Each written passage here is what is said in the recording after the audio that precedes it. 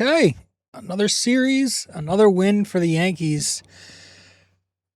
Team just continues to find ways, man. Welcome to the podcast. I appreciate anybody who's tuning in. It's Sunday night, the 23rd. It's crazy saying that out loud, how it's almost September in like a week. Voice crack 40 seconds in, so that's good. Going to talk about this Yankees-Toronto series, and the Yanks were at home this series for 3. Took 2 out of 3. And they did so by winning on Friday, losing on Saturday, and then winning earlier this afternoon, Sunday. But we'll jump right in on Friday afternoon, or on Friday night, rather. The Yanks won that game 3-1 against the Blue Jays. You had your righty Cam Schlittler, the best pitcher in the American League, going up against the lefty Fluharty, who opened this game. Yankee bats in total get 3 runs on 5 walks, 1 home run.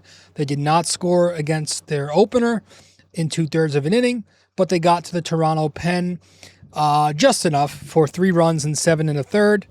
But you had the bottom of the second inning, Yanks get on the board, where it was Spencer Jones hitting a 2-run shot, home run that just stayed fair. Made it 2-0. This was an absolute skyrocket over the foul pole, but stayed fair. I think it was 33-degree launch angle off the bat. So, he's got that swing. He hits the 2-run shot, and then bottom of the 4th, Jose Caballero, the sac fly puts the Yanks up 3-0. So that was your offense. Jones goes 1 for 3 with that home run and 2 RBIs. Rice goes 0 for 2 with a couple of walks. Same thing with Grisham. Elliott goes 1 for 3. Goldie goes 1 for 4. Your bullpen goes 3 innings, 4 strikeouts, no walks, no home runs allowed, no runs scored. It was Hedrick who got the 7th, Blackburn the 8th, Bednar the 9th. And then on the mound, again, Cam Schlittler, who I thought was the best Yankee starting pitcher of this series. So I'm going to tip my cap to Cam Schlittler for going 6 innings on Friday, 4 strikeouts, 3 walks, no home runs, and 1 run. You can see lately that Cam is definitely struggling with his command. It's not been exactly the same over his last 5-ish starts. Not that he's missing and giving up home runs, but he's missing and it's just leading to more walks. For some reason, the Toronto Blue Jays, and I say this with a grain of salt because his numbers against Toronto, especially this season, are really freaking good. His ERA is still in the 1s. But they do make him work. They are a contact hitting lineup, and Cam is a fastball pitcher. So they're going to foul off pitches. They're going to put ball in play. But again, struggling is a very relative term here. But in this start, a ton of walks, some long counts, but also he induced tons of balls on the ground that just some of them found holes, induced tons of soft contact, and 5 of the 6 hits that Cam allowed were base hits. So he still pitched very well despite the lack of swing and miss. The damage was not there. It was meaningless singles and ground ball contact. So also continued to mix in the curveball. That's been something he's used more to start the season. Cam Schlittler very rarely threw the curveball. He used the curveball 10% or more in just 3 of his first 16. But since then, he's used the curveball 10% or more in 9 of his last 10 starts. So he is upticking the usage there. In this start, he was actually 16% curve. He threw it 15 times. He threw the curveball in this start to righties, the most that he has all year. He threw it 9 times to Toronto righties. Now, they do have a lot of righties, but he's usually a guy who goes right on left with that overhand pitch. But he threw it to their righties a lot, got a lot of swing and miss, got a lot of ground ball contact with it, and it was a pitch that helped him get outs because, again, that's a fastball contact hitting team. So we're going to tip our cap to Cam Schlittler for the 13th time this year. Again, final line, 6 innings, 4 strikeouts, 3 walks. Gets the job done. And then that was on Friday. Saturday was the game the Yanks lost. They lose 4-3. You have the lefty Weathers against the righty Dylan Cease, the next best pitcher in the American League, the runner-up in the Cy Young race right now. Yankee bats 3 runs again, 5 walks, 1 home run. They get 1 run on Dylan Cease in 6 2/3, and then they get 2 runs on the Toronto bullpen across 2 1/3. Bottom of the 7th inning, Yanks are down 3-0. Austin Wells with an RBI single. And then bottom of the 8th, they make it a little bit interesting. They're down 4-1. Couple guys on base. Luis Garcia, a 2-run shot. So there's 1 guy on base. I actually had the TV off during this at bat. I'm not going to lie. I was pissed off. I turned the game off in the 7th.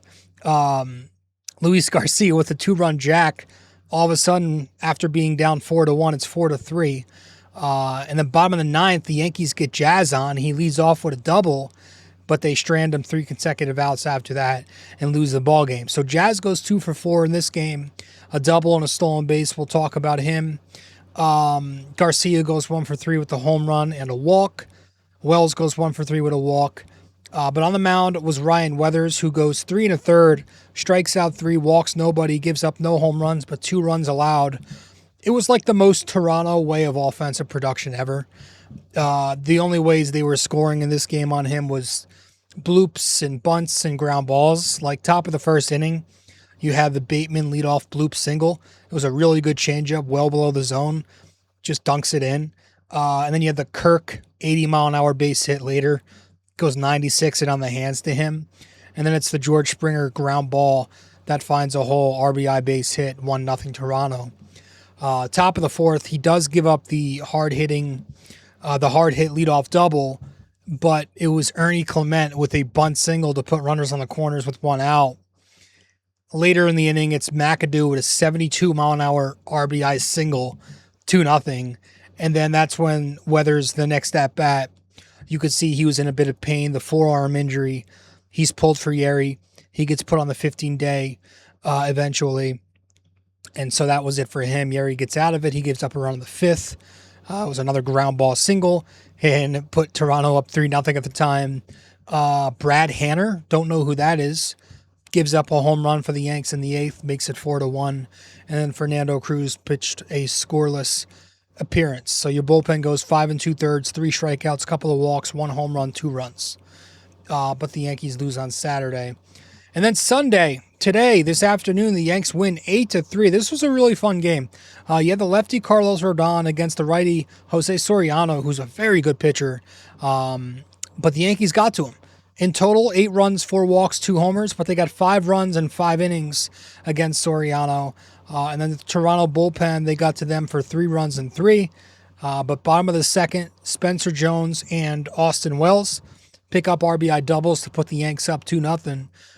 Bottom 6, the game is tied. Trent Grisham with an RBI walk. And then Ben Rice with a 2-run single that dunks into right field. Yankees give the Jays a taste of their own medicine, and it's 5-2. The next inning, it's bottom of the 7th. Jazz Chisholm at the plate. It's a left-on-left pull-side home run, 7-2 Yankees. And then the 8th inning, Grisham tacks on with a solo shot to make it 8-3. He goes 1 for 4, home run, a walk, 2 RBIs. Jazz goes 2 for 4 with a home run, 2 RBIs. Jones goes 2 for 3 with a double, a walk, an RBI, and got caught stealing for the first time this year. George Lombard, 2 for 4. Rice, 2 for 5, couple of RBIs. Belly, 1 for 4 in his return. Nice to have him back. Austin Wells was 1 for 3 with a double and an RBI. And then Luis Garcia Jr., 0 for 2, but he had a couple of walks. On the mound for the Yanks, Carlos Rodon, he went 4 innings, 2 strikeouts, 2 walks, no home runs allowed, 2 runs given up, 1 earned run. He wasn't getting the best luck, some typical Blue Jay contact at times, but there were also some hard contact. The Lombard Jr. error didn't help him. But I didn't think Rodon looked great. He did not have his fastball command. He was not getting swing and miss. He was not getting them to leave the strike zone. He's going to need time. He's still working his way back. He's clearly not his best yet, but He was fine, whatever. And then your bullpen won 5 innings, struck out 3, walked nobody, gave up no home runs and 1 run total. Blackburn got the 5th and 6th. Yarborough gave up a run in the 8th. And then Hedrick got the rest of the 8th and all of the 9th. But I'm going to tip my cap to Paul Blackburn because he continues to just shut shit down. Pitched 2 more times in this series. 3 combined innings, 1 strikeout, no walks, no home runs, no runs. Just the Yankees are getting the absolute best out of him, which is crazy because a lot of people gave the Yankees shit for bringing him back. They gave Cashman a lot of shit. I think I was one of those people who were questioning that, but they wanted to make him their like next Luke Weaver because they do that with a lot of guys. And they found something with Paul Blackburn. He's got a good pitch mix, 2-seam cutter, curveball, changeup. That combination right there, using all those pitches correctly, avoiding the barrels consistently. He's always getting soft contact, always keeping the ball on the ground. So that's exactly what he's been doing all year, and he did it again in this series. So tipping my cap to Paul Blackburn for the 4th time this season.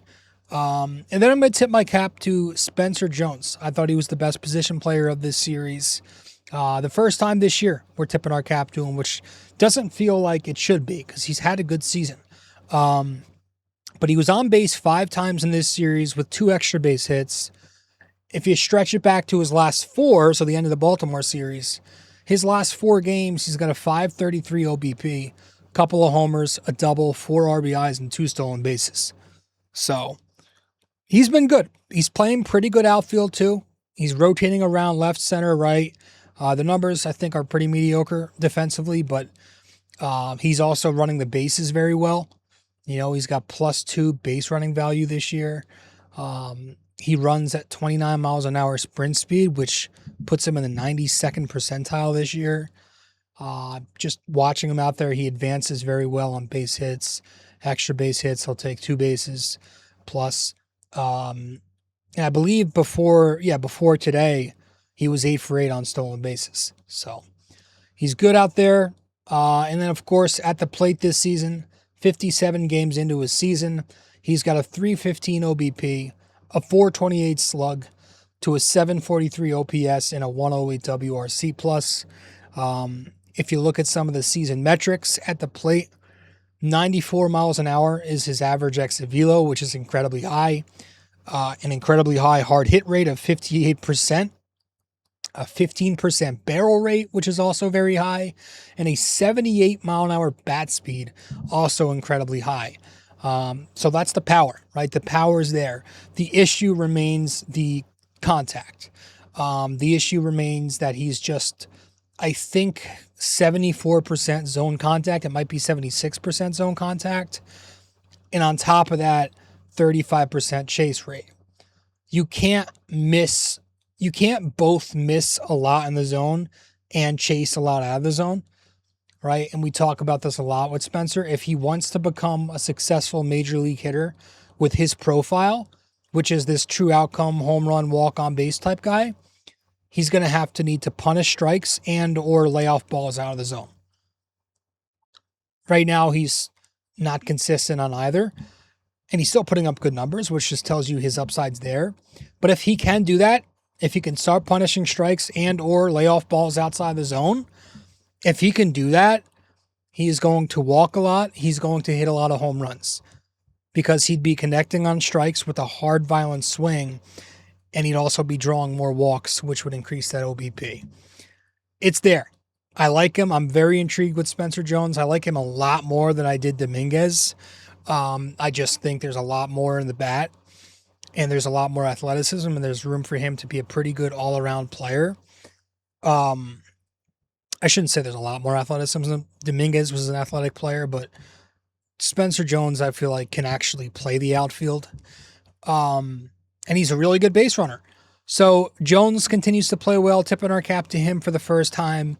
And he's one of many lefties who are starting to come around for the Yanks, which is super, super important, especially with the news that Giancarlo Stanton will probably be done for the season. So to have your left-handed bats get it together like this is going to be huge. You're going to need Ben Rice eventually to find it, and today was a decent sign.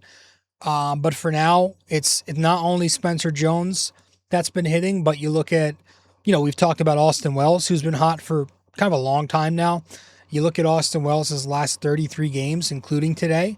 He's got an 801 OPS, and that comes with good process and good batted ball data. So that's an encouraging sign. Trent Grisham has been hot for a few weeks now. You look at his last 24. He's got an 844 OPS with good process and good batted ball data. Luis Garcia Jr. started off pretty slow with the Yankees, but has been decent for a little bit. In his last 12, 778 OPS with good process, decent batted ball data, very good batted ball data, decent process. Jazz looking a lot better in this last couple of series, I should say. You stretch it back to Jazz Chisholm's last 7 games, and this is including today. He's got an 875 OPS, and this is the important part, it's not just like he's producing numbers and he's getting lucky and you're not liking the at-bats. No, it's coming with good at-bats. It's coming with good process and good batted ball data, which is important for him. His expected weighted on base was 340 entering today in his last 7 or his last 6. That's only going to go up now when you add the 7th game. So that's what we needed to see all year. The process had been very poor with Jazz. And we talk about how he's swinging less in the zone and he's swinging out of the zone a little bit more. That's a bad combo. So to see him look really good, he's striking out less and producing more power, but walking, that's good. So those are some of your lefties who've looked better. Bellinger obviously returned today. He picked up a hit, but not much. It's so nice to have him back, especially you want to talk about needing left-handed bats to get it together. Belly is a guy who's very good left on left, so that's going to help them significantly there. I still wish the Yankees did get a right-handed bat to platoon with Jazz, and but maybe Anthony Volpe is that guy. Maybe he comes back up eventually. I don't really see the need for Ahmed Rosario on this roster if he's not going to do the only thing he's here to do, which is hit lefties. Anthony Volpe has always been serviceable against left-handed pitching. He's been crushing it in AAA. Every night I'm seeing he's hitting bombs, playing well at second base. And he was getting on base this season before the demotion. His on base hovered around 340, give or take. So I do wonder if you see Anthony Volpe eventually. But right now he's down in AAA. But yeah, the Yankees defeat a Blue Jays team that I just hate to play. Because every time I watch this Blue Jays team, I am reminded, oh yeah, this is why they're not very good. Because they do not produce offense. And so like this whole shtick about the Blue Jays and the Yankees needing to be more like the Blue Jays, like that was like the narrative after last playoffs. I always thought that was incredibly embarrassing for people who believed that. Toronto, I think, is a perfect example of why base hits, singles, are the least desirable offensive outcome. And if you need any proof, well, Toronto's rankings this season entering today, 28th in home runs, 3rd in singles, but just 28th in runs scored. So there you go. Because Toronto is a team that goes by the old school philosophy of taking something off your swing for the sake of contact. That's why they're not producing runs. They're dead last in exit velo. They're 27th in hard hit rate, and they have the 8th highest ground ball rate, meaning they hit the ball on the ground a lot, and it's soft contact. That's not going to produce offense. Just like I said the other day, taking something off of your swing to put the ball in play guarantees no more, it actually guarantees less than swinging hard to elevate the baseball with power. You say swinging hard risks swing and miss. I say the risk of getting out is the same if you're swinging soft, because you're gonna pop it up, you're gonna ground out, you're gonna ground into double play, with a higher reward if you swing with purpose, you know? So always have the Yankees approach like all good lineups do. The Yankee lineup has been bad since Judge got injured, but it's because they're not walking and they haven't slugged consistently. The only thing keeping the Yankees middle of the pack in terms of run production this year has been the home run. Without the home run, the Yankees are out of a lot of games, they're losing a lot of games, and they're probably out of the wild card race. Just look at Saturday's game. They didn't win the game, but they were down 4-1, 3-0.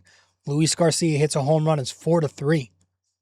They've done that so many times this year, but one swing puts them back in a game. It is much easier, much, much easier, especially once you get into the postseason and the better pitchers are on the mound.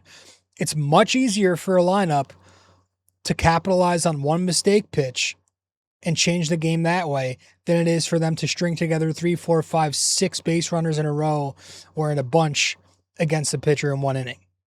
You're not going to be able to play death by 1,000 cuts against elite pitching. You're always going to be able to change a game by capitalizing on one mistake, which any pitcher can make. It could be Dylan Cease making that mistake, or it could be Joe Random. So, kind of just one off road there, but yeah, I hate playing the Blue Jays because that topic always comes up and it's like not true. Anyways, the Stanton injury sucks. I kind of want to touch on that for a bit. You got the news yesterday, was it on Saturday, that Stanton is going to be out for the season. He fell on the other calf, so now that's strained. The first thing that I just felt so bad. I just feel so bad for him, man. This bastard has just fucking been through the ringer. I mean, you just feel so bad for him. I don't know how you can have any other reaction. Like, it's kind of, it really does bother me when I go online and I see people speak about him like they do. It bothers me because there are people, all of us, we have no experience at that level, but we'll speak about these pro athletes like we've been there. Like we've been there with them. Like we know what it's like to be a pro athlete. Stanton running right now is still freaking 10 times faster than you or I. I'm not going to sit here and I'm not going to yap about how Stanton should retire and he needs to go. And I'm not going to sit here and call him embarrassing. And I just think that's pathetic behavior, man. I do wonder what his future holds because he's still a very impactful hitter, and obviously the 500 home run stuff, the Hall of Fame stuff, that's kind of starting to get some real buzz now, or it was. But unfortunately, the guy's body just stopped cooperating. And we are in a situation where it's like, it's every single year where he's unable to play more than 70 games. And the Yankees are not going to DFA Stanton either because they will need to pay him regardless. He's only making $15 million next season, which if he's healthy is an absolute bargain for a guy who can still hit at an elite rate. But if not, insurance covers the cost. And if he's on a 60-day IL next year, that's going to open up a roster spot and make the DH more easier, right? But there's literally no reason to DFA him. There's no reason to just say he should retire. You don't know. You're not in that situation. I would just, let this play out. It's okay to sometimes not have opinions. But yeah, for the Yankees in 2026, it sucks. It sucks to lose one of your bigger right-handed bats because of the Yankees' issues against left-handed pitching this season, especially since, the Judge injury. But again, it does help a little bit with the DH spot. Maybe you can DH Judge some more. Coming back from that rib injury, that would help Judge. Obviously, you want to keep Rice fresh, and Garcia's been better at first base. But, it will help the Yankees maneuver that. But yeah, like, and people, every time there's an injury, you see this, people trying to get engagement on social media with the whole Cashman this and that thing. I think that is so laughable because of the irony, right? When someone gets hurt, Yankees fans start bashing Cashman, but it's so ironic because they end up looking so spoiled. Like, what are we blaming Cashman for?